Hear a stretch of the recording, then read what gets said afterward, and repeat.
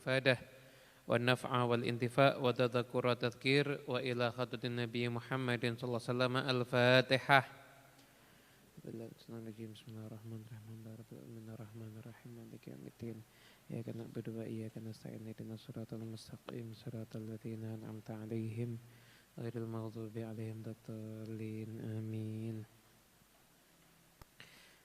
Bismillahirrahmanirrahim. Alhamdulillahi rabbil alamin. Allahumma salli wa sallim ala sayyidina Muhammadin wa ala alihi wa sahbihi ajma'in. Ghina'i faqri wa hayati ruhi wa sururi qalbi wa najati fid dunya wal akhirah. Assalamualaikum warahmatullahi wabarakatuh. Alhamdulillah Allah Subhanahu wa taala memperjumpakan kita semuanya di pertemuan yang insya Allah penuh dengan keberkahan ini. Kajian kita masih virtual. Semoga insya Allah kita semuanya dimanapun berada, semoga selalu di dalam perlindungan dan di dalam keberkahan dari Allah Subhanahu wa taala. Amin ya rabbal alamin. Hadirin yang dimuliakan Allah Subhanahu wa taala, pada malam hari ini kajian kita adalah tentang keutamaan istighfar. Istighfar itu adalah satu zikir yang keutamaannya disebutkan di Al-Qur'an dan juga di dalam hadis Nabi Muhammad SAW. Istighfar itu bisa bermakna zikir, lisan mengucap Rabbighfirli, ya Allah ampuni aku. Bisa juga astaghfirullah. Jadi itu satu zikir yang mana zikir itu mewakili suara hati yang meminta maaf kepada Allah Subhanahu wa taala gitu.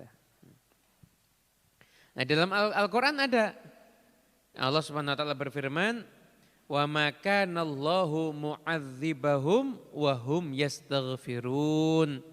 Sesungguhnya Allah Subhanahu wa taala tidak akan mengazab mereka selama mereka itu beristighfar. Jadi orang yang beristighfar itu insya Allah tidak akan terkena azab dari Allah Subhanahu wa taala. Tapi catatannya adalah beristighfar ya, istighfar. Jadi orang istighfar nggak kena azab. Itu juga dalam ayat yang lainnya surat Hud ayat ketiga Allah Subhanahu wa taala berfirman, wa anistaghfiru rabbakum tsumma tubu ilaihi yumatti'akum mata'an hasanan ila ajalim musamma ila akhir ayat. Dan hendaknya kalian beristighfar kepada Tuhan kalian. Setelah itu kalian bertobat kepadanya. Jadi kalian istighfar dan kalian bertobat. Itu syaratnya. Kalau kalian sudah istighfar, kalian sudah bertobat, apa yang terjadi? Yumatti'akum mata'an hasanan. Maka Allah Subhanahu wa taala akan memberikan kepada kalian dengan kehidupan yang sangat indah. Kalian itu akan mendapatkan umur yang panjang, mendapatkan nikmat yang terus-menerus mengalir, itu semuanya apabila kalian, tadi syaratnya apa? Istighfar dan bertobat kepada Allah Subhanahu wa taala.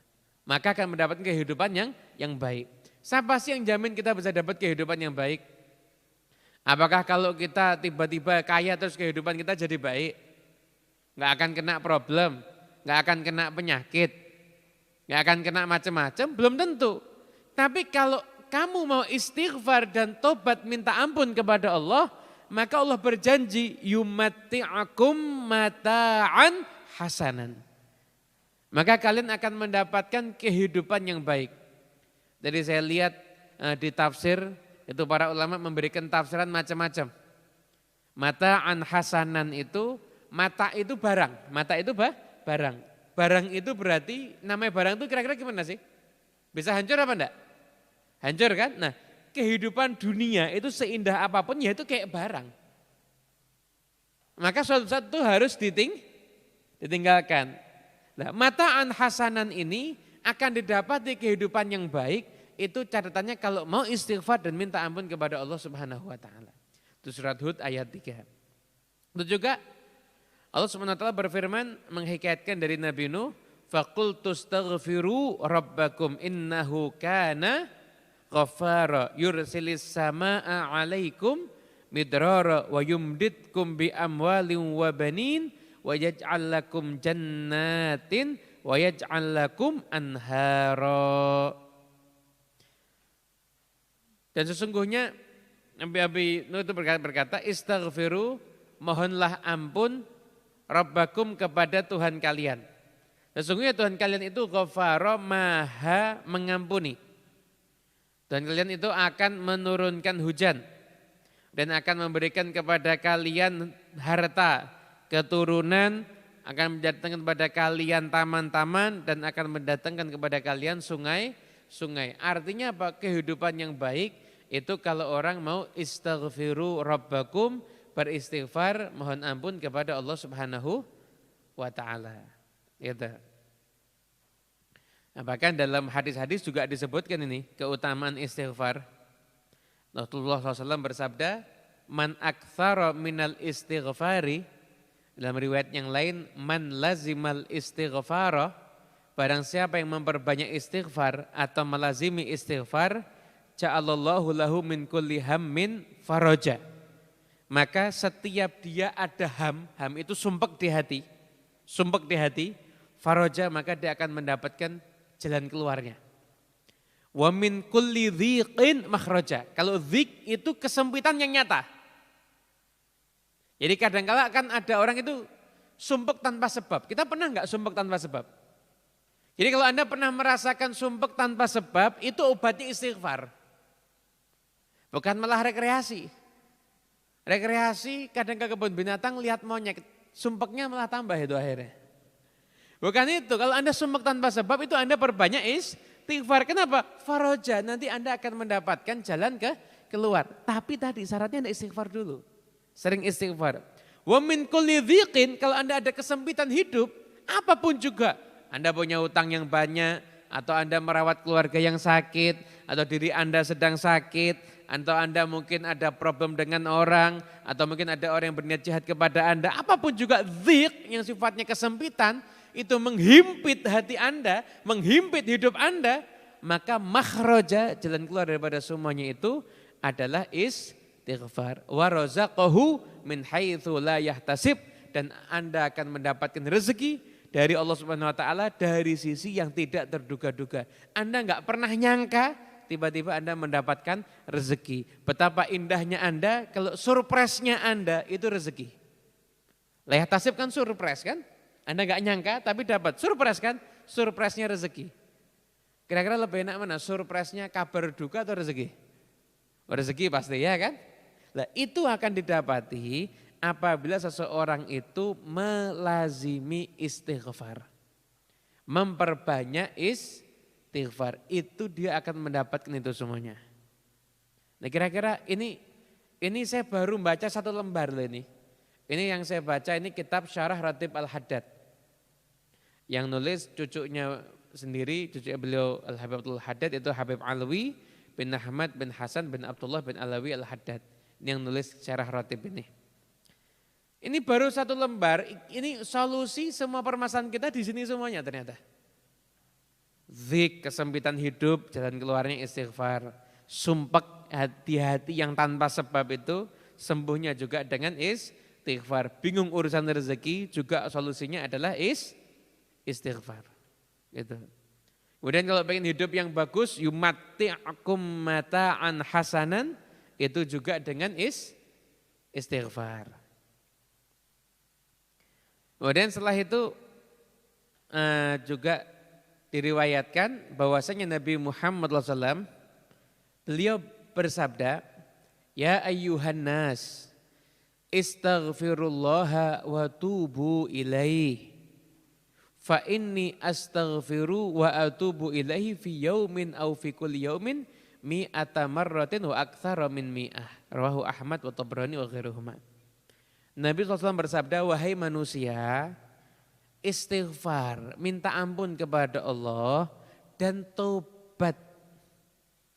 Sesungguhnya aku beristighfar dan bertaubat, padahal itu Nabi Muhammad SAW satu hari itu 100 kali bahkan lebih daripada 100 kali. Itu Rasulullah SAW sudah dijamin Rasulullah SAW itu tidak akan punya dosa. Yang namanya Nabi itu maksum. Maksum itu apa? Terlindungi dari perbuatan dosa.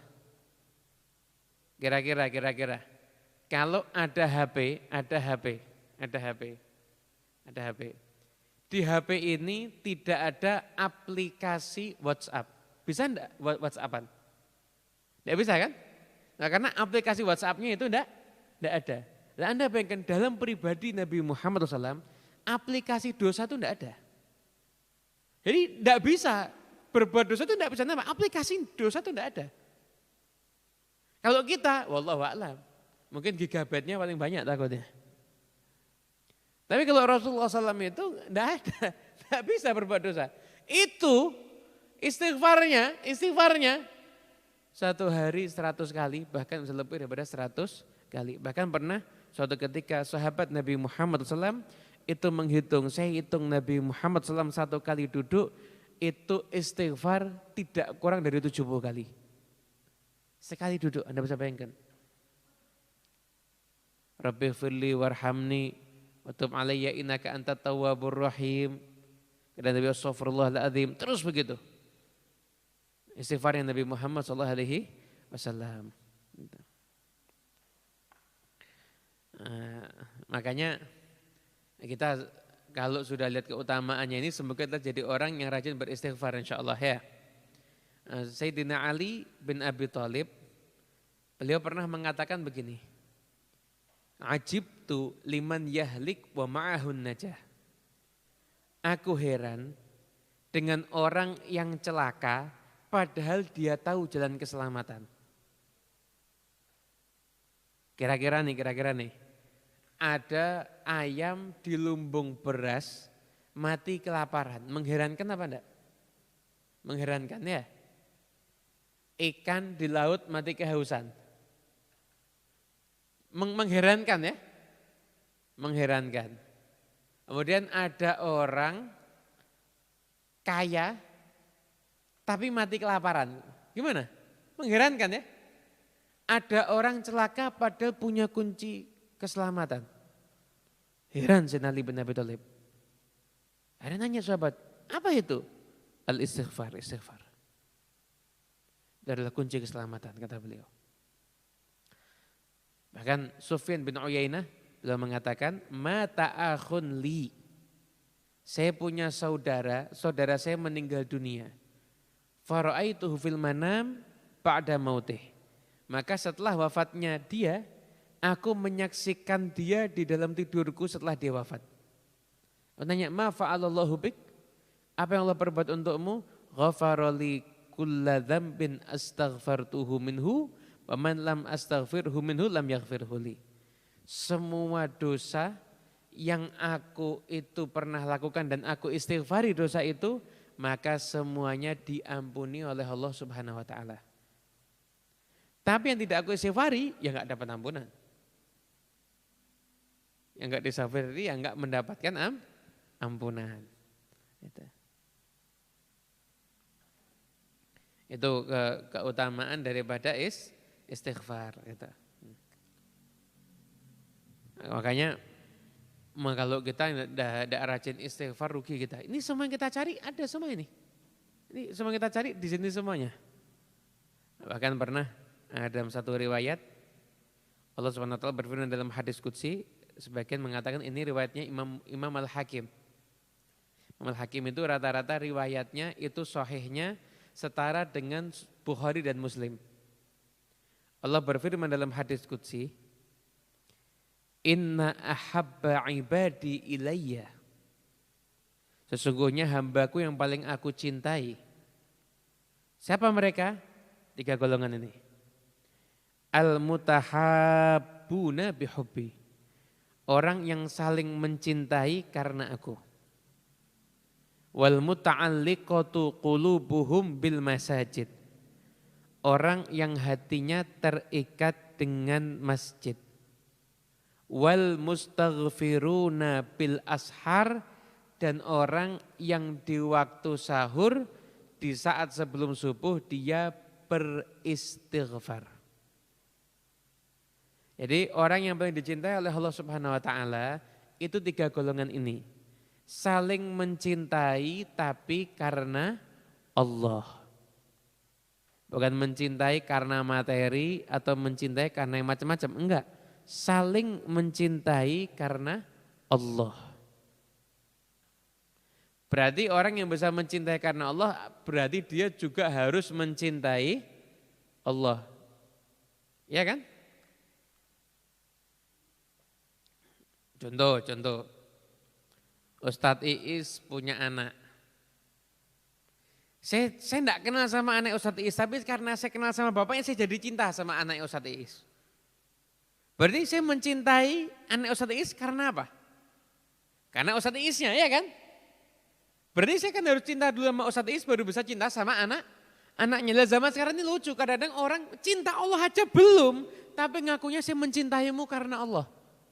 Ini biasanya orang-orang gombalan para pria yang sok soleh ketika pacaran, biasanya begitu. Oh, yang ketawa berarti pengalaman ini.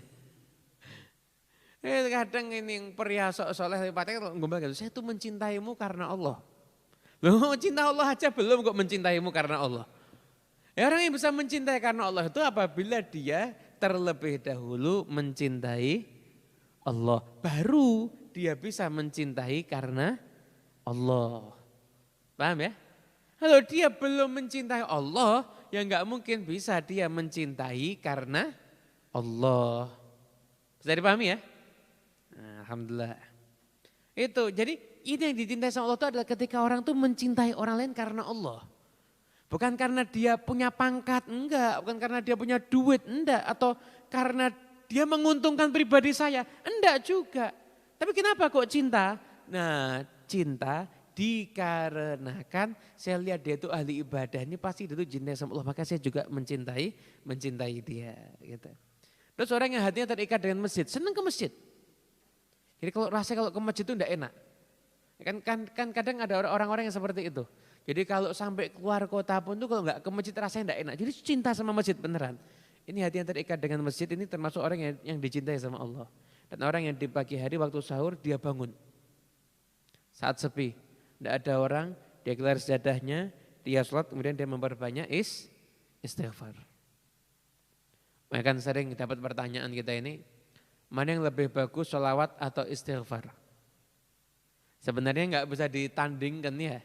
Jadi zikir itu bukan pertandingan, ini sama ini bagus mana, enggak. Tiap orang itu punya dzauqiyah, punya rasa batin sendiri. Kadang ada orang yang mencintai istighfar, kadang orang yang lebih senang sholawat. Nah, cuma ada beberapa poin aja. Di antaranya, sholawat itu terkandung istighfar. Dalam sebuah riwayat dikatakan kalau ada orang bersholawat kepada Nabi Muhammad SAW, maka ada malaikat yang beristighfar mendoakan dia. Berarti dalam sholawat terkandung istighfar. Berarti secara global kalau Anda mau mengamalkan, Anda bingung nih, saya belum pernah merasakan nikmatnya sholat, juga belum pernah merasakan nikmatnya istighfar. Bingung, mau yang mana? Gak apa-apa, Anda mulai sholawat dulu. Secara umum Anda memperbanyak sholawat, kecuali ketika waktu sahur. Waktu sebelum subuh, di saat itu Anda perbanyak istighfar, dan juga ulama menganjurkan ketika bulan Rajab kita memperbanyak istighfar. Gitu. Nah, ini 3 orang tadi ini, yang mencintai karena Allah, hatinya terikat dengan masjid, kemudian setelah itu orang itu beristighfar di waktu sahur. Gimana keadaan mereka? Ulaikal ladzina idza aradtu ahlal ardi bi'uqubatin dzakartuhum fataraktuhum wa saraftul 'uqubata anhum.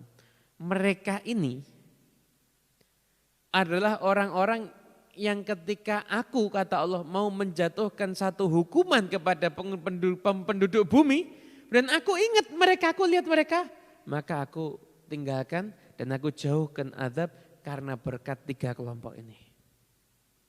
Tidak usah bayangkan nih.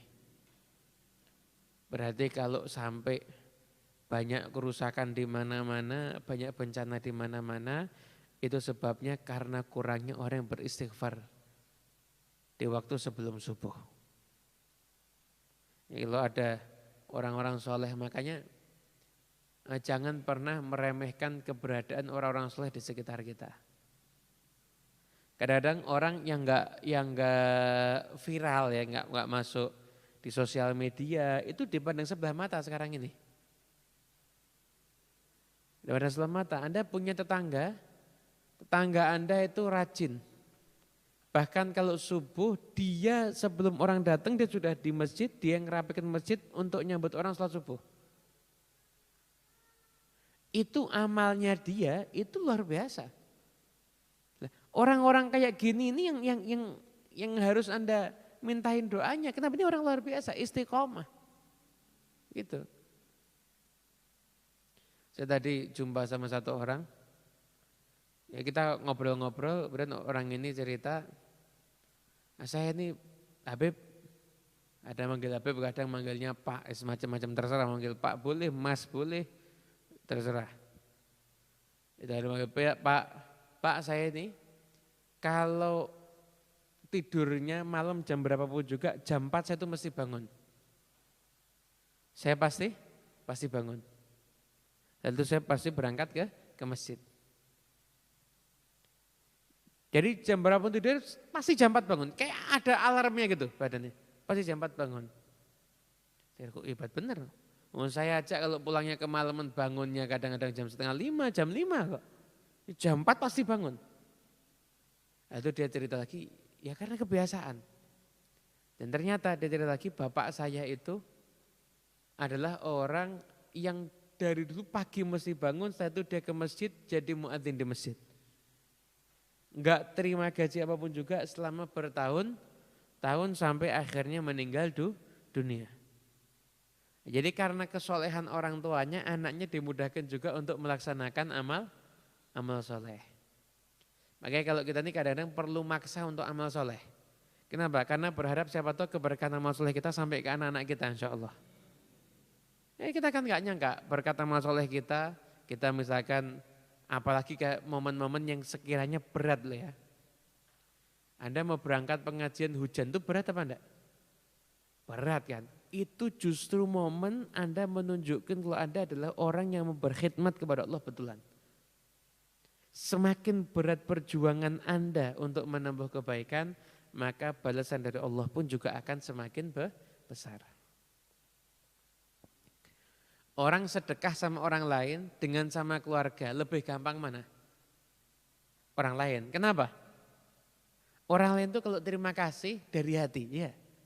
Kalau keluarga itu enggak begitu terima kasih. Faktanya begitu, keluarga enggak begitu terima kasih, kadang malah ngeritik.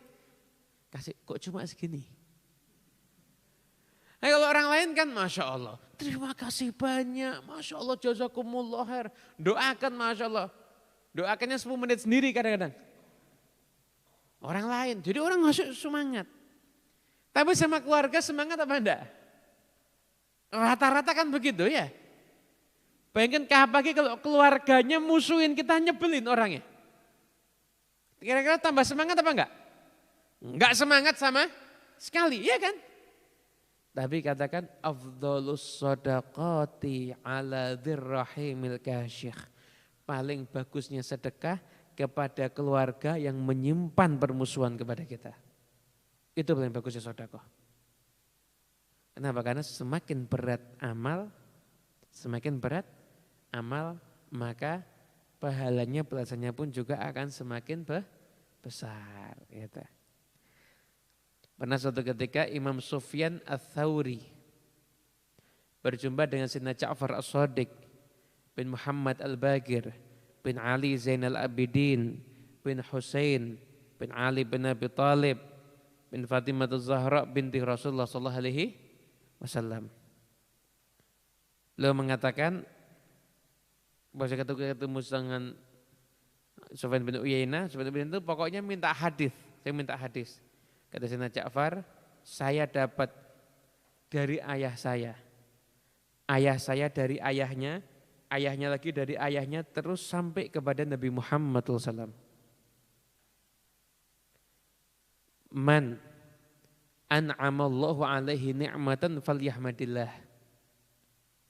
Barang siapa yang Allah memberikan nikmat kepada dia, maka hendaknya dia memperbanyak alhamdulillah, bersyukur, memuji Allah Subhanahu wa taala.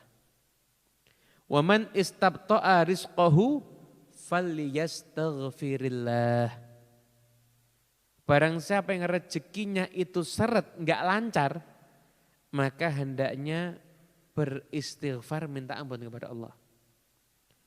Wa man ahzanahu amrun falyaqul la haula wala quwwata illa billah.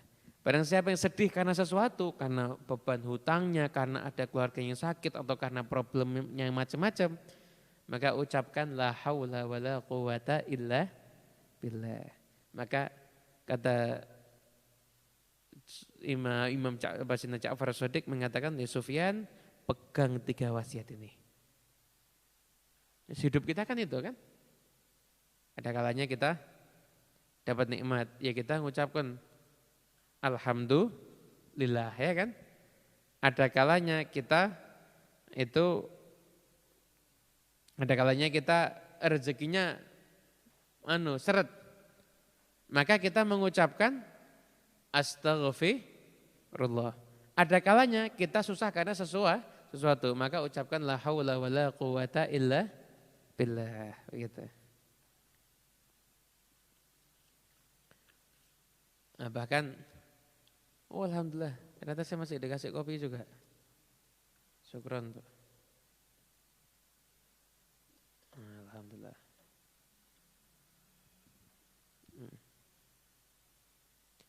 Bahkan Imam Hasan Al-Basri mengatakan begini, aktsirul istighfar fi buyutikum wa ala mawaidikum wa fi turuqikum wa fi aswaqikum wa fi majalisikum wa aina ma kuntum fa innakum la tadruna fi ayyi waqtin tanzilul barakah. Imam Hasan Al-Basri, kamu perbanyak istighfar ketika kamu di rumah-rumah kalian, ketika kamu lagi mau ada jamuan makan, ketika kamu di jalan, kamu di pasar, kamu duduk, dimanapun kamu berada, perbanyak istighfar. Kenapa? Karena kamu tidak tahu kapan turunnya berkah. Siapa tahu ketika kamu istighfar dari hati turun berkah, maka kalau berkah sudah sampai kepada dirimu, maka dirimu akan mendapatkan keberkahan, kebahagiaan, keberuntungan di dunia ini sampai di akhirat nanti insya Allah.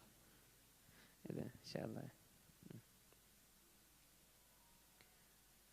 Kemudian dikatakan juga di sini, ini tentang istighfarnya orang-orang soleh ya, istighfarnya orang-orang soleh. Sayyidina Ali Al-Khawas, Syekh Ali Al-Khawas, itu setiap pagi dan sore, itu ngistighfari anggota tubuhnya satu persatu. Ya Allah, mohon ampun ya Allah kalau mata saya tadi berbuat dosa ya Allah. Ya Allah, mohon ampun ya Allah kalau lisan saya tadi berbuat dosa. Satu persatu anggota tubuhnya. Terutama 4 hal. Ini 4 yang sering berbuat dosa mana? Mata, ya. Terus lisan. Terus telinga. Yang keempat apa? Hati. Jadi terutama 4 ini. Jadi minta ampun satu persatu. Ya Allah, ampuni mata saya yang tadi melihat yang haram. Mata saya memandang muslim dengan pandangan meremehkan. Ya Rabb, ya Allah ampuni ya Allah. Ya Allah ampuni lisan saya yang tadi ngomongkan orang, yang tadi bohong, terus minta ampun begitu. Ya Allah ampuni telinga saya yang tadi mendengarkan yang haram. Ya Allah ampuni hati saya yang sombong. Ampuni hati saya yang dengki. Istighfari satu persatu anggota tubuhnya. Bisa bayangkan.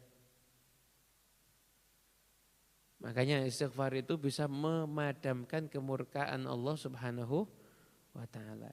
Bahkan itu Sayyidina Ali Al-Khawas mengatakan, tidaklah hajat seorang hamba itu ditutup sama Allah Subhanahu wa taala, baik itu urusan dunia ataupun urusan akhirat, kecuali karena hamba itu sudah melalaikan istighfar gitu. Kalau kita lihat ya. Para nabi itu punya istighfar yang masing-masing loh ya. Lihat coba. Nabi Adam punya istighfar ya. Nabi Yunus punya istighfar enggak? Punya. Nabi Nuh juga ada istighfar. Jadi Anda bisa bayangkan para nabi itu masing-masing punya istighfar masing-masing. Itu karena betapa pentingnya amalan istighfar. Jangan sampai kita enggak istighfar, rugi kita nanti. Kalau kita enggak beristighfar, enggak minta ampun kepada Allah Subhanahu wa taala.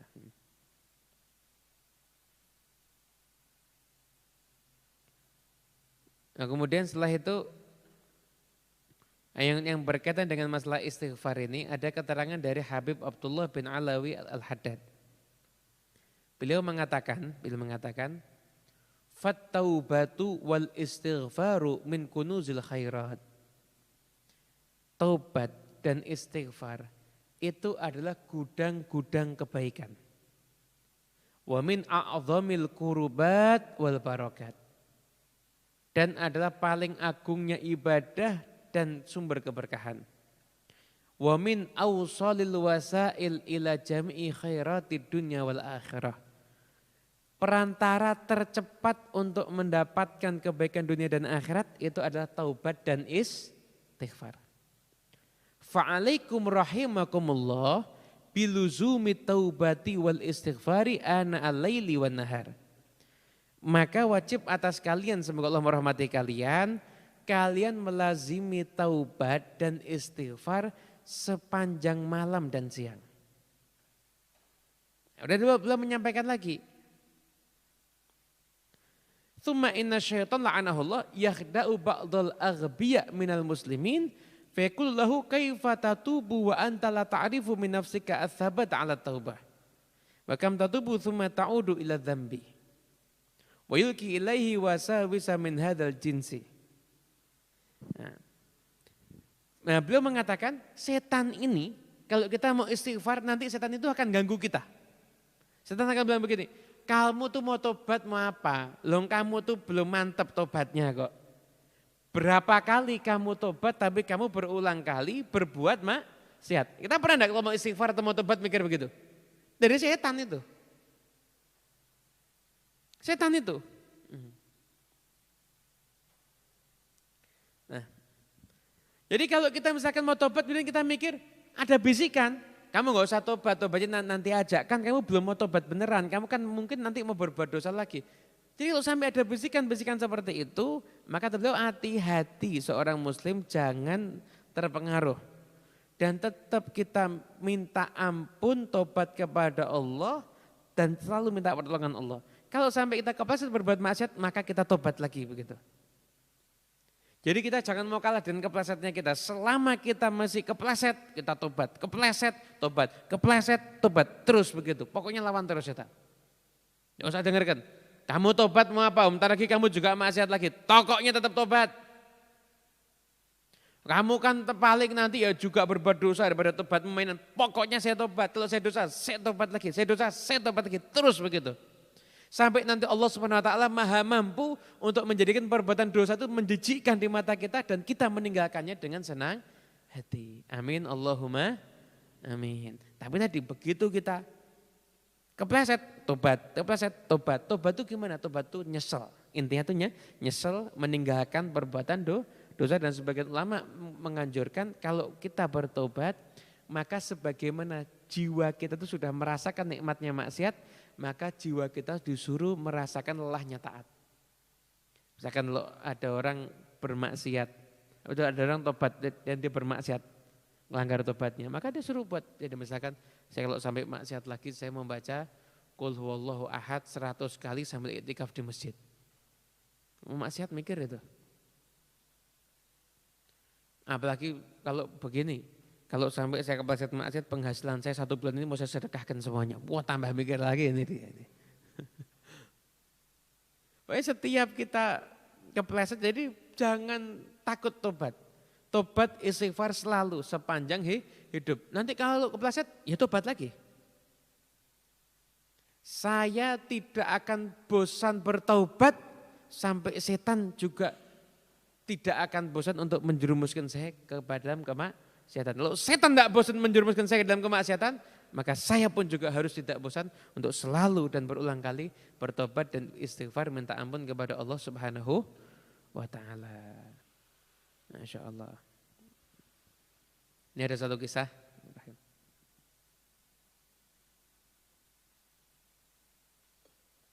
Kisah ini sudah masyhur ya. Ini sudah masyhur. Imam Ahmad bin Hanbal.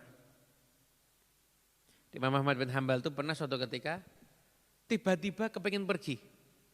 Jadi ini di rumahnya beliau di Baghdad, tiba-tiba pengen pergi ke satu tempat. Tidak ada sebab loh nih, pengen ke sana. Tidak tahu tujuannya mau kemana juga nggak jelas. Pergi ke sana. Sampai di sana ternyata sudah malam hari. Imam Ahmad bin Hanbal tidur di masjid. Di masjid, tengah malam dibangunin sama jaga masjid. Enggak boleh. Imam Ahmad bin Hanbal ngaku, saya ini Ahmad bin Hanbal. Ya pasti boleh, bukan cuma di masjid, taruh di istana mungkin. Lah kenapa enggak boleh, ini masjid, bukan tempat orang tidur. Yaudah pindah keluar ke terasnya masjid. Sampai di terasnya masjid, diusir lagi. Imam Ahmad bin Hanbal jawab. Jawaban sampai akhirnya suaranya agak keras, tiba-tiba datang satu orang. Tetangga masjid bilang, nah, kamu tidur di rumah saya aja, istirahat di rumah saya aja. Ada diajak istirahat di rumahnya, dan orang itu sebelum subuh bangun sambil buat roti. Imam Ahmad bin Hanbal ngeliatin orang ini sambil membuat roti tapi lidahnya tuh gerak terus, mulutnya tuh bergerak terus, bibirnya tuh bergerak terus. Bingung, ngapain orang ini? Bacanya apa sih dia? Akhirnya ditanya, wahai Tuhan, saya perhatikan dari tadi kamu tuh buat roti tapi bibir kamu gak berhenti bergerak. Memangnya apa yang kamu baca? Jawab orang tadi, saya istighfar. Istighfar terus? Iya. Oh, Masya Allah. Apa yang memotivasi kamu kok sampai kamu beristighfar terus? Atau kamu kok nggak dipikir yang lainnya? Kok istighfar terus kenapa? Dijawab sama orang tadi, ya barokahnya istighfar. Apapun hajat saya, apapun doa dan harapan saya, semuanya pasti Allah kabulkan. Karena berkatnya saya istighfar. Semua hajat saya kabul, semua doa saya sudah diijabah oleh Allah Subhanahu wa taala. Hanya satu doa saya yang belum diijabah oleh Allah Subhanahu wa taala. Kaget Imam Ahmad bin Hanbal. Apa doa kamu yang belum diijabah sama Allah? Saya itu cuma pengen aja berjumpa dengan seorang ulama besar yang namanya Ahmad bin Hanbal. Udah itu doa saya nggak ada yang lainnya lagi. Imam Ahmad bin Hanbal, doamu sudah terkabulkan. Saya Ahmad bin Hanbal, Allah gerakkan saya ke sini untuk jumpa dengan kamu, itu barokah daripada istighfar kamu semuanya. Insyaallah. Itu berkahnya istighfar ya. Kemudian juga ada riwayat ini. Riwayat. Salah seorang A'rabi, orang pedalaman mendatangi Khalifah Al-Mansur. Mengatakan saya ini enggak punya duit, hidup saya ini serba pas-pasan, gimana keadaan saya dan lain sebagainya, bilang begitu. Kata Mansur mengatakan, saya enggak mau ngasih kamu duit, tapi saya kasih tahu ya satu hadis. Saya dengar dari ayah saya dari ayahnya, ayahnya dari ayahnya, ayahnya dari ayahnya, sampai kepada Abdullah bin Abbas. Di Khalifah Mansur ini ada dinasti Abbasiyah, itu cucunya Abdullah bin Abbas. Bahwasanya Abdullah bin Abbas meriwayatkan Nabi SAW bersabda, man istaghfara sanatan fi kulli yaumin alfa marratin lam tanqadhis sanatu hatta yastaghniya. Barang siapa yang beristighfar selama setahun, setiap harinya dia istighfar 1000 kali, maka enggak sampai setahun insya Allah dia akan jadi orang yang berkecukupan. Orang pertama tadi ngamalkan begitu. Di akhir tahun dari mulai dia ngamalkan, dia datang ke satu tempat, tiba-tiba ada badai, tiba-tiba buminya itu terbelah, dia nemu harta karun. Harta karunnya itu 36.000 dirham. Oh, mahalnya luar biasa. Dibawa ke Al-Mansur khalifahnya. Ini saya ngamalkan, ini sekarang saya dapat 36.000 dirham.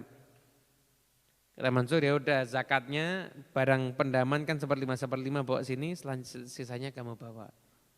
Itu.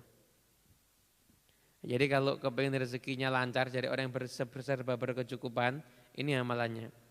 Istighfar selama 1 tahun, setiap harinya 1000 kali. Nggak sampai 1 tahun insya Allah sudah jadi orang yang berkecukupan ya. Siap ngamalkan apa enggak ini? 1000 kali loh ini. Nih, nolnya 3 bukan 2. Bahkan juga ini ada juga di sini. Resep agar punya anak laki-laki. Ruwiya an ba'dihim annahu lam yulad lahu illa inathun. Fasa'alal ulama an syai'in yatawassalu bihi ilallah fi auladihid dhukur fa arsyadu ilal istighfar fa wulida lahu jumlatan minadz dhukur. Nih di kitab Syarah Ratib ini ya. Ada seseorang yang datang sama ulama, bingung, saya ini setiap punya anak perempuan. Saya pengen punya anak laki-laki. Ulama tadi ya udah kamu perbanyak istighfar. Diperbanyak istighfar, enggak lama dia dapat anak laki. Punya anak laki, punya anak laki. Terus begitu. Kenapa? Karena keberkahan daripada istighfar. Makanya kalau kepengen punya anak laki-laki, maka perbanyaklah istighfar. Maka insya Allah nanti akan mendapatkan anugerah, yaitu seorang putra laki-laki. Gitu. Dan mungkin ini yang bisa kita sampaikan. Mudah-mudahan insyaallah barokah dan manfaat itu keutamaan istighfar. Yumatti'akum mata'an hasana. Dan saya itu ja'alallahu min kulli hamin faraja min kulli dzikin makhraja wa razaqahu min haitsu la yahtasib. Makanya ngadepin hidup ini jangan bingung. Kita ini belum dapat masalah, Nabi Muhammad udah ngasih solusi. Urusan rezeki ya istighfar. Pengen hidupnya bagus tuh ya istighfar. Makanya kita harus punya masa untuk kita istimewakan masa ini untuk kita istighfar. Terserah Anda. Anda mau sebelum maghrib, Anda mau sebelum subuh, pokoknya Anda harus punya satu kesempatan. Anda di situ Anda mau istighfar. Minta ampun, kayak orang minta maaf, ngemis maaf sama Allah gitu loh. Gitu loh. Mohon maaf ya. Mohon maaf. Ada seorang bapak punya anaknya sakit. Anaknya sakit. Semua dokter angkat tangan, tidak ada yang bisa menyembuhkan kecuali hanya satu dokter ini. Ketika dokter itu Anda jumpai, dokter itu siap untuk ngobatin, ngoperasi dan apapun juga yang pokoknya usaha untuk menyembuhkan anak Anda. Tiba-tiba Anda nggak sengaja numpahkan kopi. Kopinya panas lagi. Begini, ini orang mau menyelamatkan nyawa anak Anda ini. Anda numpahkan kopi, kopinya panas sampai mungkin kelihatan melepuh begitu. Itu kira-kira minta maafnya Anda gimana kira-kira? Masya Allah. Itu Anda minta maafnya mungkin sampai nyungsep itu mungkin itu.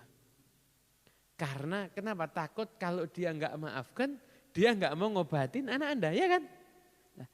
Anda bayangkan, Anda harus minta maaf sama Allah lebih daripada Bapak itu minta maaf sama dokter yang tadi itu. Minta maaf sama Allah, astaghfirullahaladzim, rabbighfirli warhamni watub alayya, begitu. Anda begitu.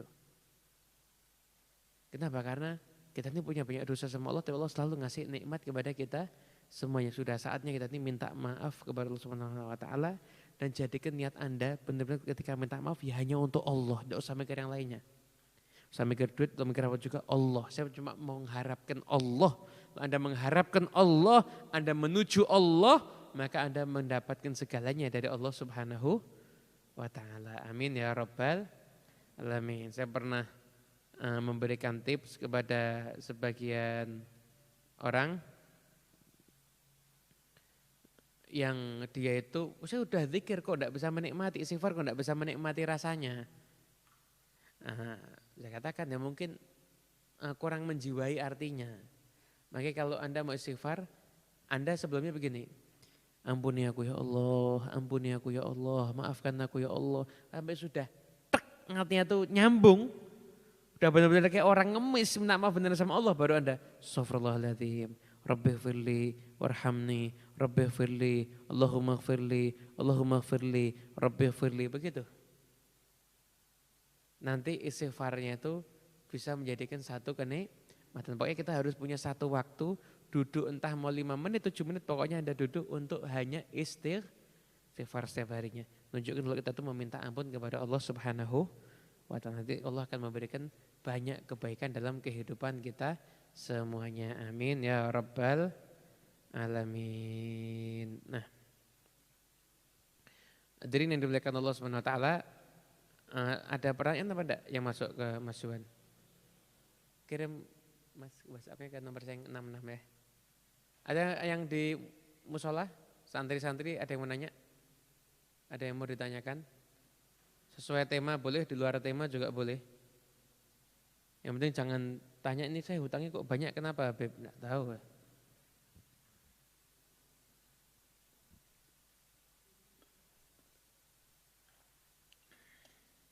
Enak ya jadi umatnya Nabi Muhammad ya. Belum dapat masalah Nabi udah ngasih solusi. Belum dapat masalah Nabi udah ngasih solusi. Sumpekmu tanpa sebab, ini loh istighfar. Kesempitan hidup, ini loh istighfar. Rezeki bingung, ini loh istighfar. Belum dapat masalah loh, kita sudah mendapatkan jalan keluar. Nah, nikmat kita jadi umatnya Rasulullah SAW.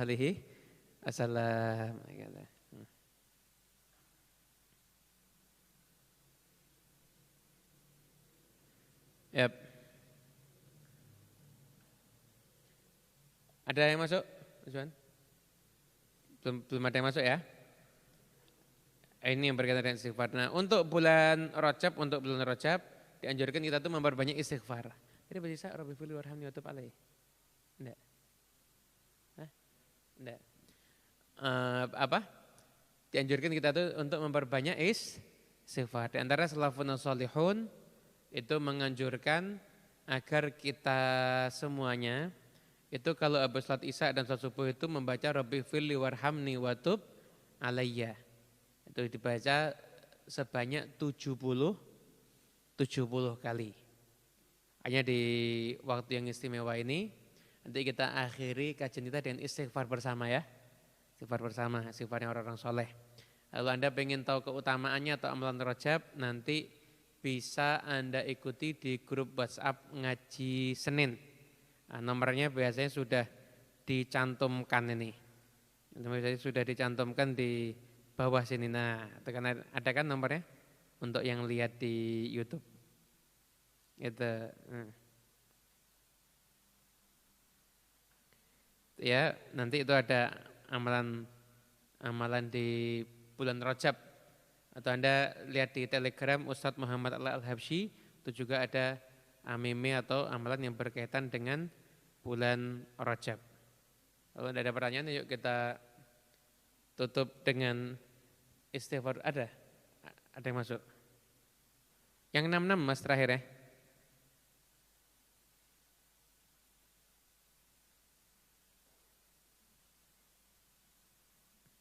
Yang nomor yang ini Mas, yang saya catkan jenengan.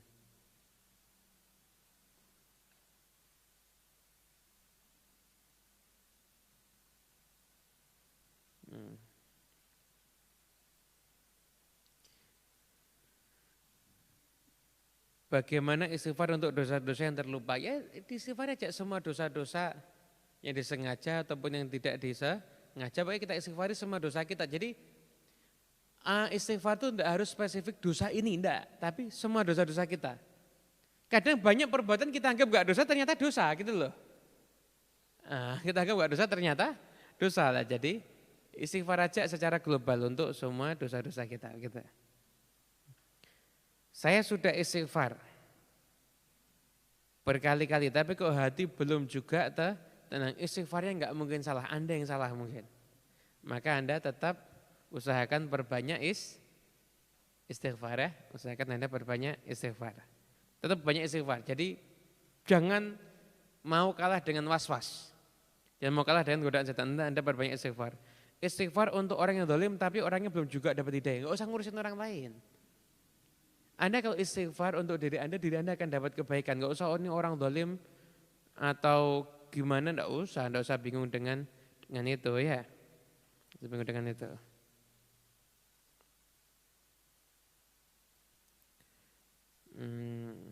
Assalamualaikum warahmatullahi wabarakatuh. Bagaimana menghilangkan rasa takut yang berlebihan akan kematian? Saya baca di kitabnya Imam Al-Mawardi. Imam Al-Mawardi itu dia mengisahkan seorang yang soleh ditanya, bagaimana pendapatmu tentang kematian? Maka orang soleh itu menjawab, bahwa kematian bagi saya itu adalah satu hari raya. Betapa bahagianya saya ketika saya berjumpa dengan Khalik yaitu Allah dan saya harus meninggalkan makhluk-makhluk. Saya harus meninggalkan makhluk-makhluk. Wah, saya mau berjumpa dengan Allah ya, saya harusnya bahagia dong. Jadi kalau Anda tuh merasa nyaman Anda kumpul dengan makhluk, gimana kalau Anda kumpul dengan Khalik? Makhluk kan baik, loh Allah maha baik. Saya kan kumpul dengan orang yang menyayangi saya, Allah menyayangi Anda. Ini enggak ada alasan untuk Anda terlalu takut kematian, enggak usah, jalani aja hidup Anda. Dan jangan banyak mikir mati, jangan. Lu pernah datang satu orang tua kepada Nabi Muhammad SAW. Orang tua ini sakit humma, demam. Rasulullah saya ini udah tua kena sakit demam, bentar lagi saya masuk kuburan. Nabi enggak, sakit demam kamu tuh tuhur insya Allah membersihkan kamu dari dosa-dosa. Enggak, saya ini bentar lagi masuk kuburan. Kata Nabi enggak, itu pembersih dosa. Sampai 3 kali atau 4 kali. Tapi ya sudah terserah kamu. Besoknya mati orang ini. Hati-hati, itu karena pikirannya sendiri. Pikiran kita tuh doa. Enggak boleh kita mikir-mikir yang enggak baik. Jadi jalani hidup aja. Nah, hidup dan mati itu di tangan Allah Subhanahu wa ta'ala. Gitu.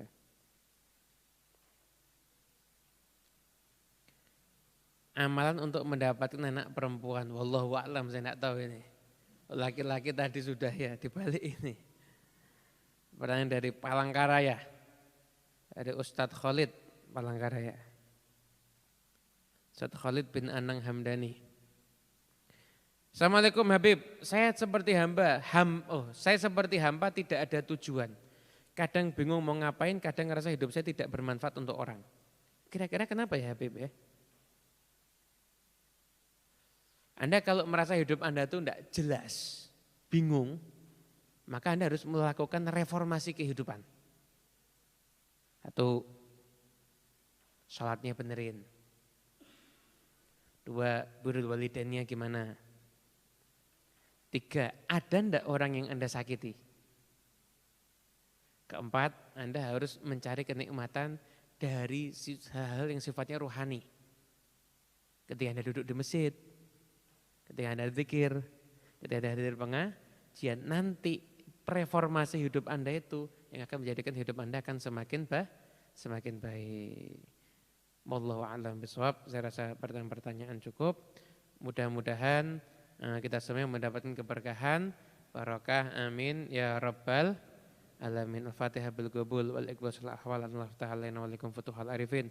Wa faqihna yakum fi din wa alimna wa iyyakum ta'wil wa hdina wa iyyakum ila sawa'is sabil. Rabbana hab lana min azwajina dhurriyyatina qurrata a'yun waj'alna lil muttaqina imama. Rabbana atina fid dunya hasanah wa fil akhirati hasanah wa qina adzabannar. Wa sallallahu rabbil alamin bisirril Fatihah. Bismillahirrahmanirrahim. Maliki yaumiddin. Wa iyyaka nasta'in ihdinas siratal mustaqim siratal ladzina an'amta 'alaihim ghairil maghdubi 'alaihim waladdallin. Amin.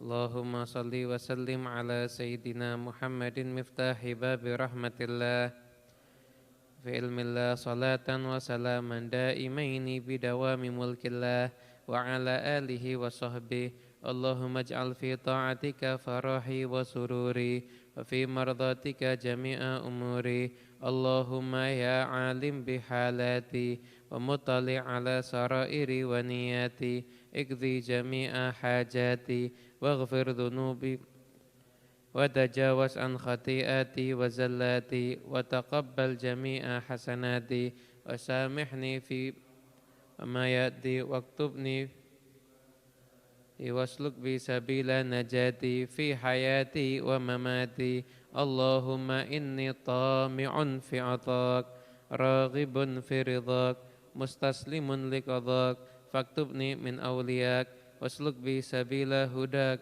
وألحقني بأسفياك صلى الله على سيدنا محمد صلى الله عليه وسلم الحمد لله رب العالمين والعفو منكم والسلام عليكم ورحمة الله وبركاته.